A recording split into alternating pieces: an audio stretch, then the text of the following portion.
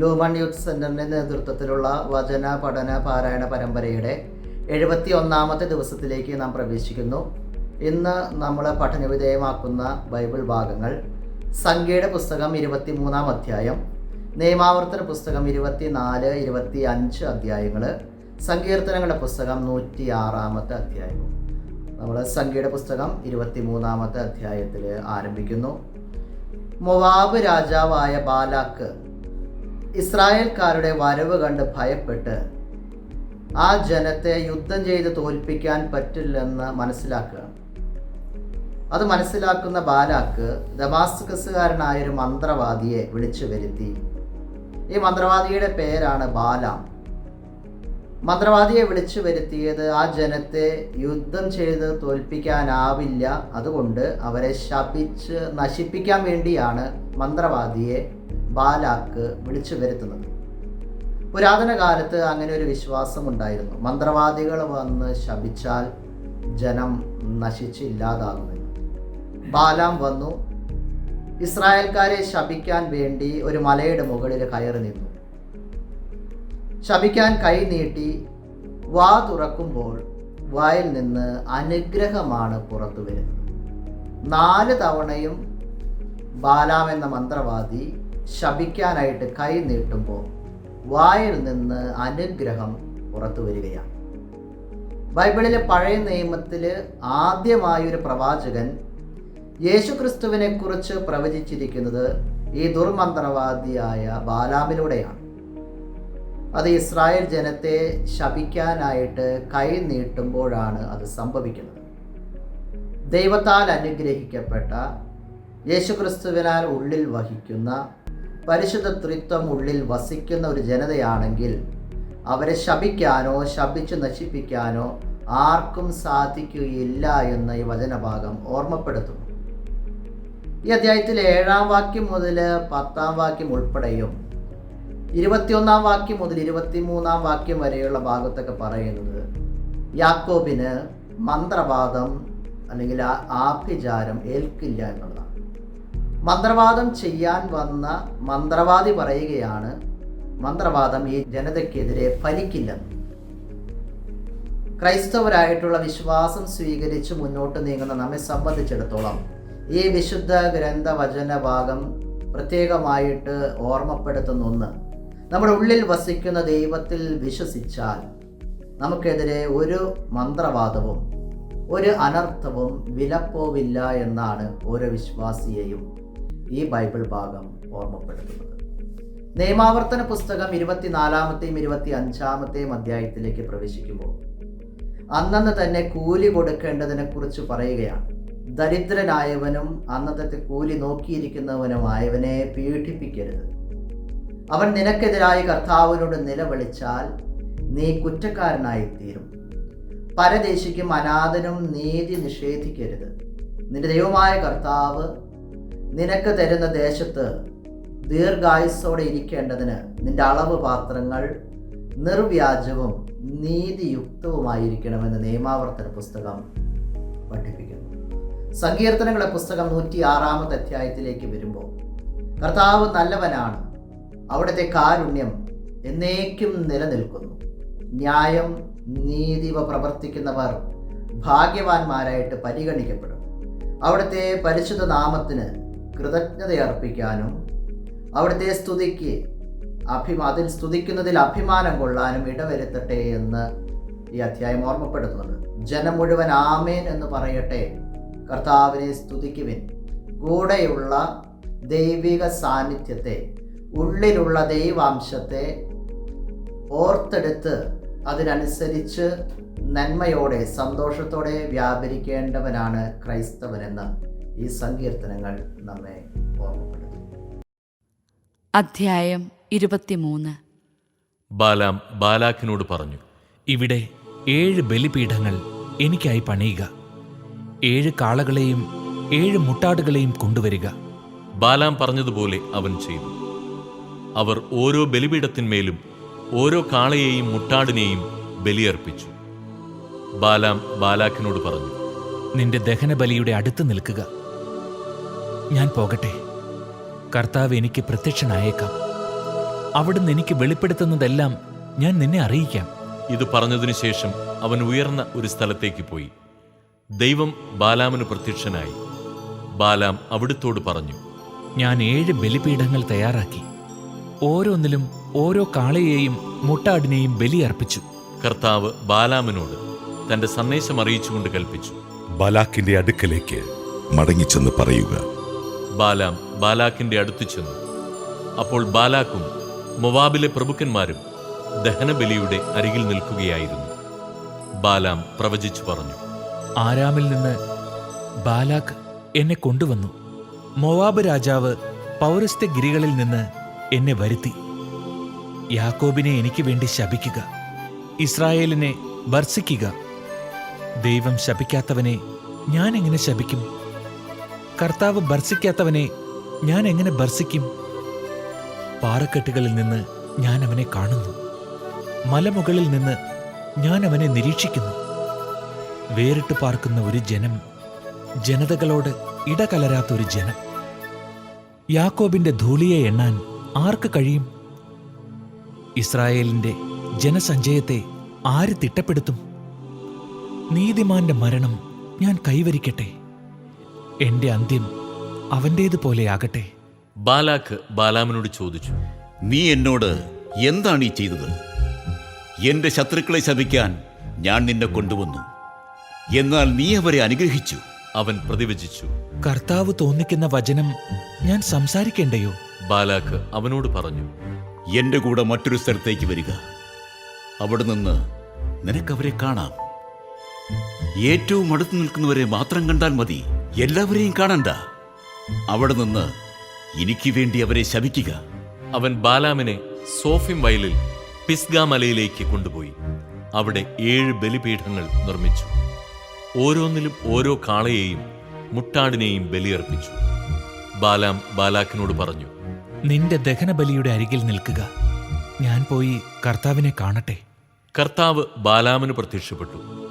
അവന്റെ നാവിൽ വചനം നിക്ഷേപിച്ചുകൊണ്ട് പറഞ്ഞു, ബാലാക്കിന്റെ അടുത്ത് മടങ്ങിച്ചെന്ന് പറയുക. അവൻ വന്നപ്പോൾ ബാലാക്ക് മൊവാബ്യ പ്രഭുക്കന്മാരോടൊത്ത് തന്റെ ദഹനബലിയുടെ അരികിൽ നിൽക്കുകയായിരുന്നു. ബാലാക്ക് അവനോട് ചോദിച്ചു, കർത്താവ് എന്താണ് അരുളി ചെയ്തത്?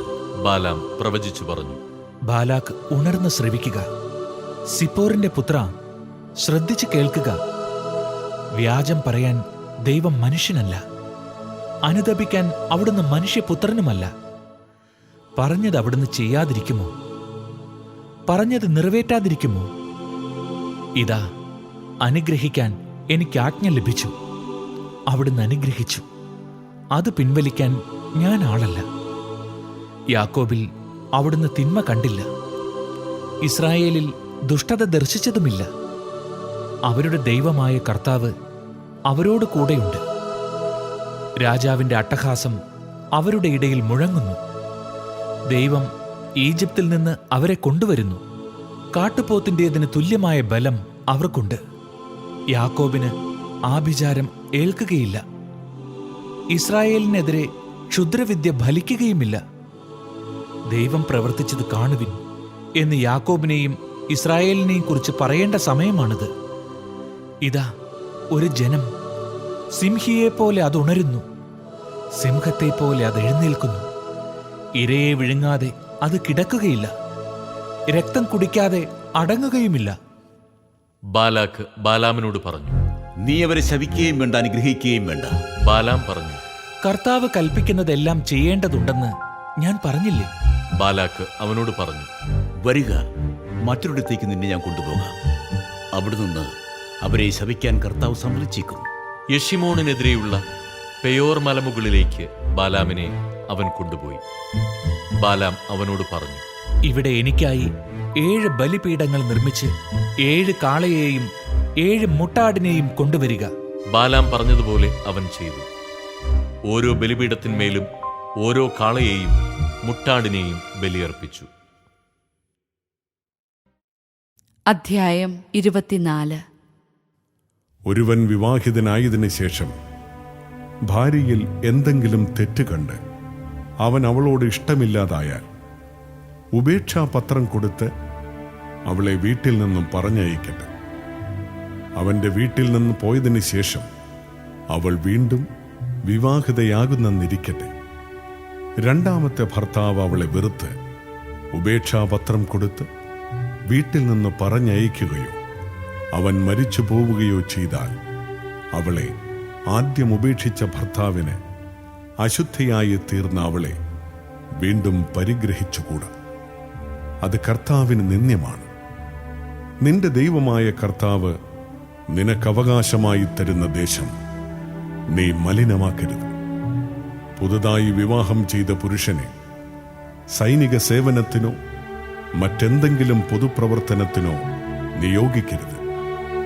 അവൻ 1 വർഷം വീട്ടിൽ ഭാര്യയോടൊന്നിച്ച് സന്തോഷപൂർവം വസിക്കട്ടെ. തിരികല്ലോ അതിൻ്റെ മേൽക്കല്ലോ പണയം വാങ്ങരുത്. ജീവൻ പണയം വാങ്ങുന്നതിന് തുല്യമാണത്. ആരെങ്കിലും തൻ്റെ ഇസ്രായേല്യ സഹോദരനെ മോഷ്ടിച്ചടിമയാക്കുകയോ വിൽക്കുകയോ ചെയ്താൽ അവനെ വധിക്കണം. അങ്ങനെ നിങ്ങളുടെ ഇടയിൽ നിന്ന് ആ തിന്മ നീക്കിക്കളയണം. കുഷ്ഠം ബാധിച്ചാൽ ലേവ്യ പുരോഹിതർ നിർദ്ദേശിക്കുന്നത് പോലെ ചെയ്യണം. ഞാൻ അവരോട് കൽപ്പിച്ചിട്ടുള്ളതെല്ലാം നിങ്ങൾ ശ്രദ്ധാപൂർവം അനുസരിക്കണം. നിങ്ങൾ ഈജിപ്തിൽ നിന്ന് പോരുന്ന വഴിക്ക് നിങ്ങളുടെ ദൈവമായ കർത്താവ് മിരിയാമിനോട് ചെയ്തതോർത്തുകൊള്ളുക. കൂട്ടുകാരന് വായ്പ കൊടുക്കുമ്പോൾ പണയം വാങ്ങാൻ അവന്റെ വീട്ടിനകത്ത് കടക്കരുത്. നീ പുറത്തു നിൽക്കണം. വായ്പ വാങ്ങുന്നവൻ പണയം നിന്റെ അടുത്ത് കൊണ്ടുവരട്ടെ. അവൻ ദരിദ്രനാണെങ്കിൽ പണയം വെച്ച വസ്ത്രം രാത്രിയിൽ നീ കൈവശം വയ്ക്കരുത്. അവൻ തന്റെ വസ്ത്രം പുതച്ചുറങ്ങേണ്ടതിന് സൂര്യൻ അസ്തമിക്കുമ്പോൾ നീ അത് തിരികെ കൊടുക്കണം. അപ്പോൾ അവൻ നിന്നെ അനുഗ്രഹിക്കും. അത് നിന്റെ ദൈവമായ കർത്താവിന്റെ മുൻപിൽ നിനക്ക് നീതിയായിരിക്കുകയും ചെയ്യും. അഗതിയും ദരിദ്രനുമായ കൂലിക്കാരനെ, അവൻ നിന്റെ സഹോദരനോ നിന്റെ നാട്ടിലെ പട്ടണങ്ങളിൽ ഒന്നിൽ വസിക്കുന്ന പരദേശിയോ ആകട്ടെ, നീ പീഡിപ്പിക്കരുത്. അവന്റെ കൂലി അന്നന്ന് സൂര്യൻ അസ്തമിക്കുന്നതിന് മുൻപ് കൊടുക്കണം. അവൻ ദരിദ്രനും അതിനായി കാത്തിരിക്കുന്നവനുമാണ്. അവൻ നിനക്കെതിരായി കർത്താവിനോട് നിലവിളിച്ചാൽ നീ കുറ്റക്കാരനായിത്തീരും. മക്കൾക്ക് വേണ്ടി പിതാക്കന്മാരെയോ പിതാക്കന്മാർക്ക് വേണ്ടി മക്കളെയോ വധിക്കരുത്. പാപത്തിനുള്ള മരണശിക്ഷ അവനവൻ തന്നെ അനുഭവിക്കണം. പരദേശിക്കും അനാഥനും നീതി നിഷേധിക്കരുത്. വിധവയുടെ വസ്ത്രം പണയം വാങ്ങുകയുമരുത്. നീ ഈജിപ്തിൽ അടിമയായിരുന്നുവെന്നും നിന്റെ ദൈവമായ കർത്താവ് നിന്നെ അവിടെ നിന്ന് മോചിപ്പിച്ചുവെന്നും ഓർക്കണം. അതുകൊണ്ടാണ് ഇങ്ങനെ ചെയ്യണമെന്ന് നിന്നോട് ഞാൻ കൽപ്പിക്കുന്നത്. നിന്റെ വയലിൽ വിളവ് കൊയ്യുമ്പോൾ ഒരു കറ്റ അവിടെ മറന്നിട്ട് പോന്നാൽ അതെടുക്കാൻ തിരികെ പോകരുത്.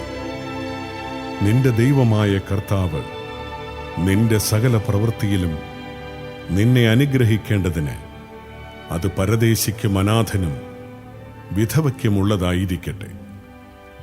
ഒലിവുമരത്തിന്റെ ഫലം തല്ലിക്കുഴിക്കുമ്പോൾ കൊമ്പുകളിൽ ശേഷിക്കുന്നത് പറിക്കരുത്. അത് പരദേശിക്കും വിധവയ്ക്കും അനാഥനുമുള്ളതാണ്. മുന്തിരിത്തോട്ടത്തിലെ പഴം ശേഖരിക്കുമ്പോൾ കാലാ പെറുക്കരുത്. അത് പരദേശിക്കും അനാഥനും വിധവയ്ക്കുമുള്ളതാണ്. നീ ഈജിപ്തിൽ അടിമയായിരുന്നുവെന്നോർക്കണം. അതുകൊണ്ടാണ് ഇപ്രകാരം ചെയ്യാൻ നിന്നോട് ഞാൻ കൽപ്പിക്കുന്നത്. അധ്യായം 25. രണ്ടുപേർ തമ്മിൽ തർക്കമുണ്ടാകുമ്പോൾ അവർ ന്യായാസനത്തെ സമീപിക്കട്ടെ. ന്യായാധിപന്മാർ നിരപരാധനെ വെറുതെ വിടുകയും കുറ്റക്കാരന് ശിക്ഷ വിധിക്കുകയും ചെയ്യണം. കുറ്റക്കാരൻ പ്രഹരത്തിന് വിധിക്കപ്പെട്ടാൽ ന്യായാധിപൻ അവനെ തന്റെ സാന്നിധ്യത്തിൽ നിലത്ത് കിടത്തി അടിപ്പിക്കണം. കുറ്റത്തിന്റെ ഗൗരവമനുസരിച്ചായിരിക്കണം അടിയുടെ എണ്ണം. ചാട്ടയടി 40 കവിയരുത്. ഇതിലേറെയായാൽ നീ നിന്റെ സഹോദരനെ പരസ്യമായി നിന്ദിക്കുകയായിരിക്കും ചെയ്യുക. മെതിക്കുന്ന കാളയുടെ വായി കെട്ടരുത്.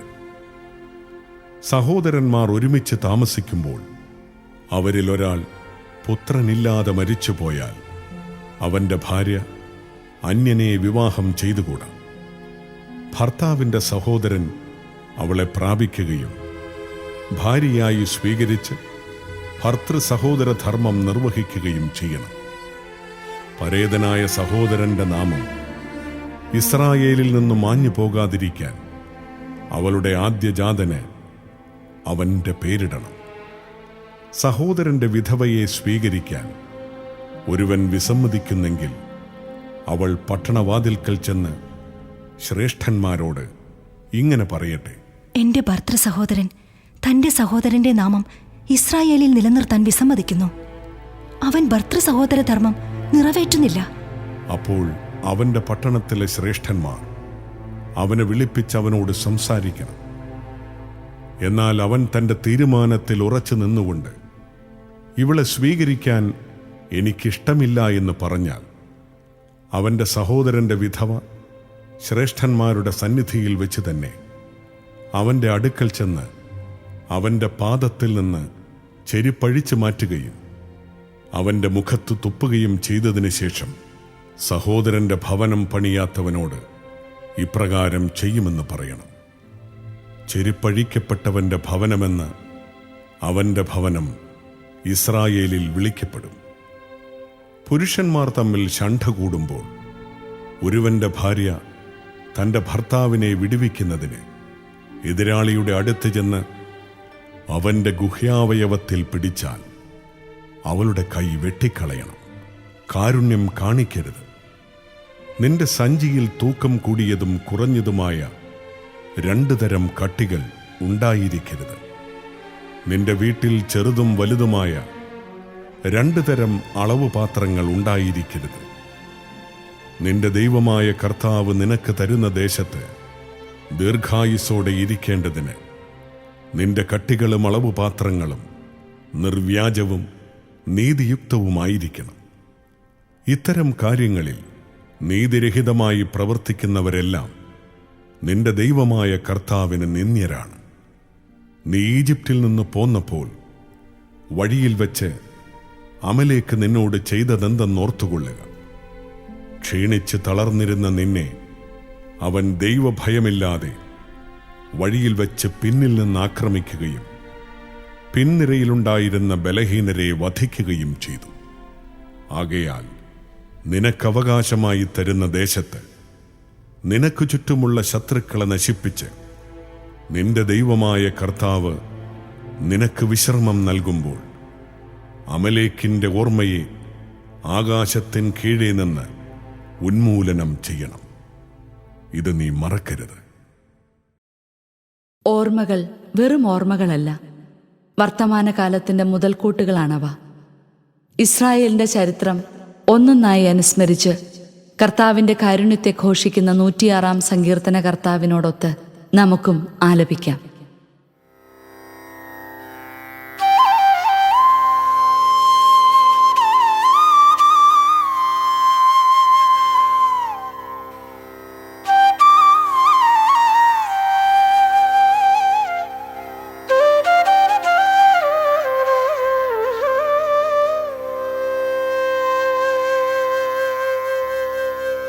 കർത്താവിനെ സ്തുതിക്കുവിൻ,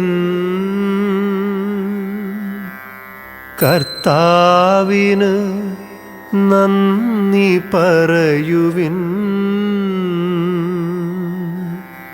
അവിടുന്ന് നല്ലവനാണ്, അവിടുത്തെ കാരുണ്യം എന്നേക്കും നിലനിൽക്കുന്നു.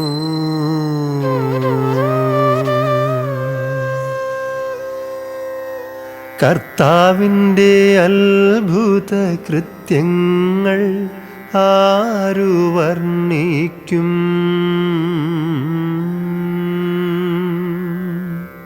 അവിടുത്തെ അപദാനങ്ങൾ ആരു കീർത്തിക്കും?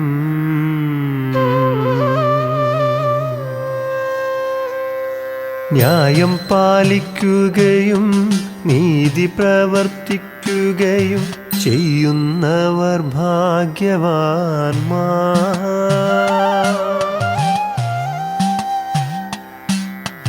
കർത്താവേ, അവിടുന്ന് ജനത്തോടു കാരുണ്യം കാണിക്കുമ്പോൾ എന്നെ ഓർക്കണമേ.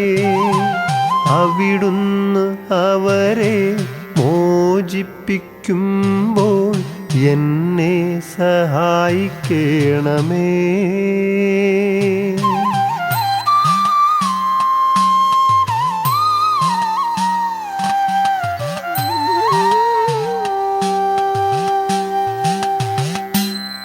അങ്ങയുടെ തിരഞ്ഞെടുക്കപ്പെട്ടവരുടെ ഐശ്വര്യം കാണാൻ എനിക്ക് ഇടയാകട്ടെ.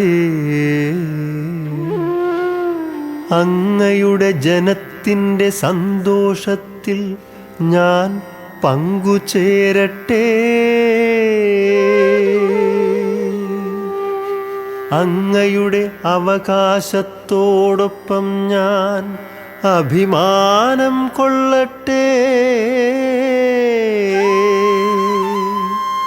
ഞങ്ങളും ഞങ്ങളുടെ പിതാക്കന്മാരും പാപം ചെയ്തു, ഞങ്ങൾ അനീതി പ്രവർത്തിച്ചു, ഞങ്ങൾ ദുഷ്ടതയോടെ പെരുമാറി. ഞങ്ങളുടെ പിതാക്കന്മാർ ഈജിപ്തിലായിരുന്നപ്പോൾ അങ്ങയുടെ അത്ഭുതങ്ങളെ ഗൗനിച്ചില്ല. അങ്ങയുടെ കാരുണ്യാതിരേകത്തെ അവർ അനുസ്മരിച്ചില്ല. അവർ ചെങ്കടൽ തീരത്തുവെച്ച് അത്യുന്നതനെതിരെ മത്സരിച്ചു. എന്നിട്ടും അവിടുന്ന് തൻ്റെ മഹാശക്തി വെളിപ്പെടുത്താൻ വേണ്ടി തൻ്റെ നാമത്തെ പ്രതി അവരെ രക്ഷിച്ചു. അവിടുന്ന് ചെങ്കടലിനെ ശാസിച്ചു, അത് വറ്റി വരണ്ടു. അവിടുന്ന് അവരെ മരുഭൂമിയിലൂടെ എന്ന പോലെ ആഴിയിലൂടെ നടത്തി. അവിടുന്ന് അവരെ ശത്രുക്കളുടെ കയ്യിൽ നിന്ന് രക്ഷിച്ചു, വൈരികളുടെ പിടിയിൽ നിന്ന് വീണ്ടെടുത്തു. വെള്ളം അവരുടെ ശത്രുക്കളെ മൂടിക്കളഞ്ഞു, അവരിലാരും അവശേഷിച്ചില്ല. അപ്പോൾ അവിടുത്തെ വാക്കുകൾ അവർ വിശ്വസിച്ചു.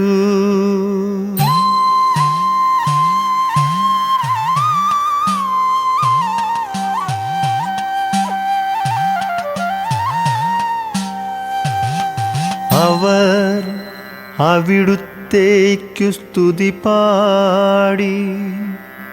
എങ്കിലും അവർ അവിടുത്തെ പ്രവൃത്തികൾ വേഗം മറന്നുകളഞ്ഞു. അവിടുത്തെ ഉപദേശം തേടിയില്ല. മരുഭൂമിയിൽ വച്ച് ആസക്തി അവരെ കീഴടക്കി. വിജനപ്രദേശത്തു വച്ച് അവർ ദൈവത്തെ പരീക്ഷിച്ചു. അവർ ചോദിച്ചത് അവിടുന്ന് അവർക്കു കൊടുത്തു. എങ്കിലും അവരുടെ ഇടയിലേക്കു മാരകരോഗം അയച്ചു. ജനം പാളയത്തിൽ വച്ചു മോശയുടെയും കർത്താവിൻ്റെ വിശുദ്ധനായ അഹറോന്റെയും നേരെ അസൂയാലുക്കളായി.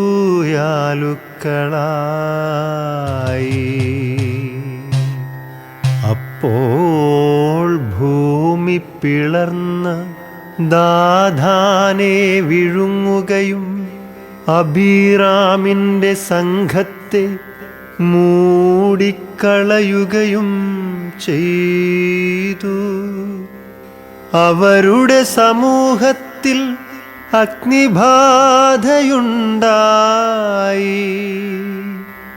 അഗ്നിജ്വാല ദുഷ്ടരെ ദഹിപ്പിച്ചു കളഞ്ഞു. അവർ ഹോറബിൽ വെച്ചു കാളക്കുട്ടിയെ ഉണ്ടാക്കി ആ വാർപ്പു വിഗ്രഹത്തെ അവർ ആരാധിച്ചു. അങ്ങനെ അവർ ദൈവത്തിനു നൽകേണ്ട മഹത്വം പുല്ലു തിന്നുന്ന കാളയുടെ ബിംബത്തിനു നൽകി. ഈജിപ്തിൽ വച്ചു വൻ കാര്യങ്ങൾ ചെയ്ത തങ്ങളുടെ രക്ഷകനായ ദൈവത്തെ അവർ മറന്നു. ഹാമിൻ്റെ നാട്ടിൽ വച്ചു വിസ്മയനീയമായ പ്രവൃത്തികളും ചെങ്കടലിൽ വച്ചു ഭീതിജനകമായ കാര്യങ്ങളും ചെയ്തവനെ അവർ വിസ്മരിച്ചു. അവരെ നശിപ്പിക്കുമെന്ന് അവിടുന്ന് അരുളിച്ചെയ്തു. അവിടുന്ന് തിരഞ്ഞെടുത്ത മോശ ജനത്തിനു മറയായി. അവിടുത്തെ മുൻപിൽ നിന്നു തടഞ്ഞില്ലായിരുന്നെങ്കിൽ ക്രോധം അവരെ നശിപ്പിക്കുമായിരുന്നു.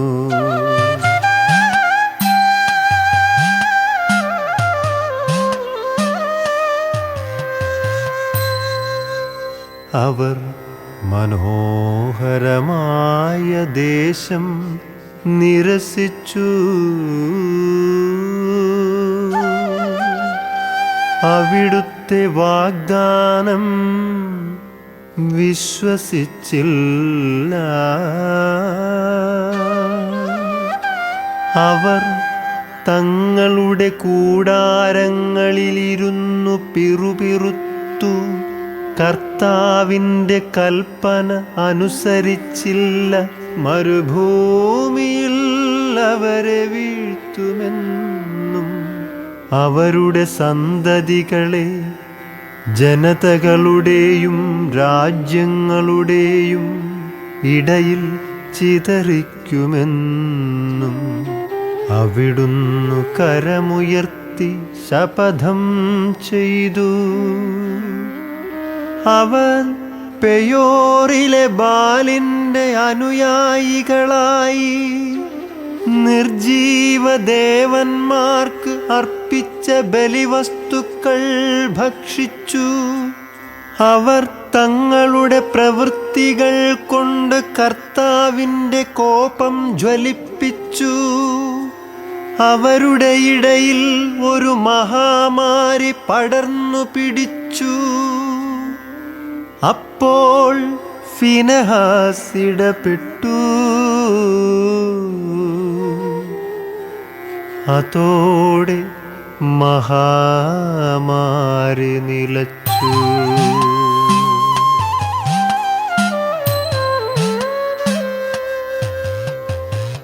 തന്മൂലം അവൻ തലമുറകളോളം നീതിമാനായി കരുതപ്പെട്ടു.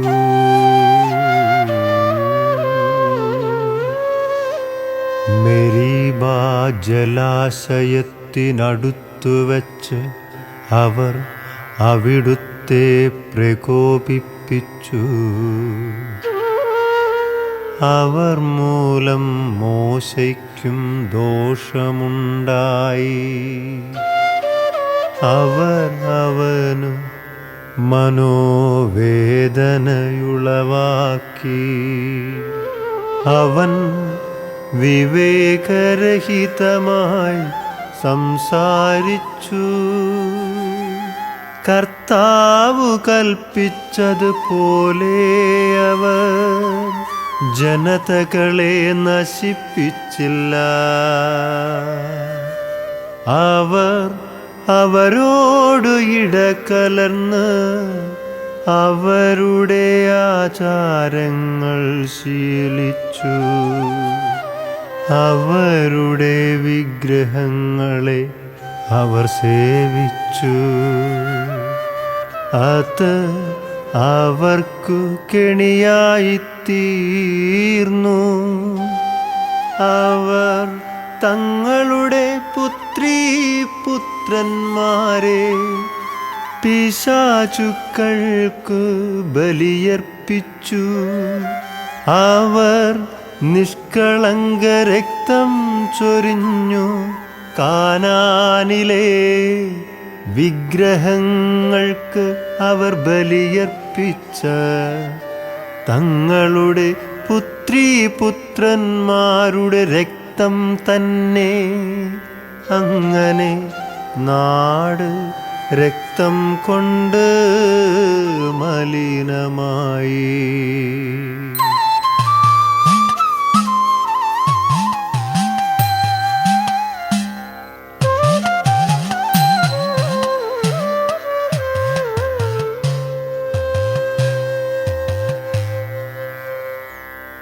അവർ തങ്ങളുടെ പ്രവൃത്തികൾ കൊണ്ട് അശുദ്ധരായിത്തീർന്നു. ഈ പ്രവൃത്തികൾ വഴി അവർ ദൈവത്തോട് അവിശ്വസ്തത കാണിച്ചു. കർത്താവിൻ്റെ കോപം തൻ്റെ ജനത്തിനെതിരെ ജ്വലിച്ചു. അവിടുന്ന് തൻ്റെ അവകാശത്തെ വെറുത്തു. അവിടുന്ന് അവരെ ജനതകളുടെ കയ്യിൽ ഏൽപ്പിച്ചു കൊടുത്തു. അവരുടെ വൈരികൾ അവരെ ഭരിച്ചു. അവരുടെ ശത്രുക്കൾ അവരെ ഞെരുക്കി. അവർ അവരുടെ അധികാരത്തിനു കീഴമർന്നു. പല പ്രാവശ്യം അവിടുന്ന് അവരെ മോചിപ്പിച്ചു. എങ്കിലും അവർ മനഃപൂർവം അവിടുത്തെ ധിക്കരിച്ചു. തങ്ങളുടെ അകൃത്യം നിമിത്തം അവർ അധപ്പതിച്ചു. എന്നിട്ടും അവരുടെ നിലവിളി കേട്ട് അവിടുന്ന് അവരുടെ കഷ്ടത പരിഗണിച്ചു. അവിടുന്ന് അവർക്കു വേണ്ടി തൻ്റെ ഉടമ്പടി ഓർമ്മിച്ചു. തൻ്റെ കാരുണ്യാതിരേകം മൂലം അവിടുത്തെ മനസ്സലിഞ്ഞു.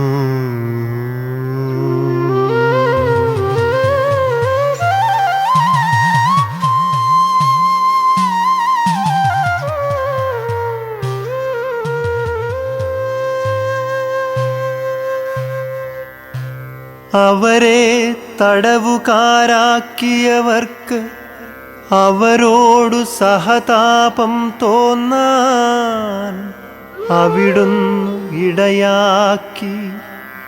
ഞങ്ങളുടെ ദൈവമായ കർത്താവേ, ഞങ്ങളെ രക്ഷിക്കണമേ.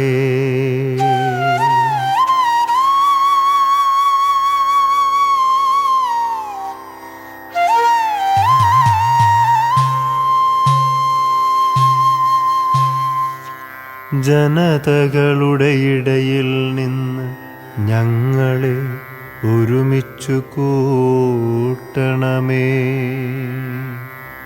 അവിടുത്തെ പരിശുദ്ധനാമത്തിനു കൃതജ്ഞതയർപ്പിക്കാനും അവിടുത്തെ സ്തുതിക്കുന്നതിൽ അഭിമാനം കൊള്ളാനും ഞങ്ങൾക്ക് ഇടവരട്ടെ.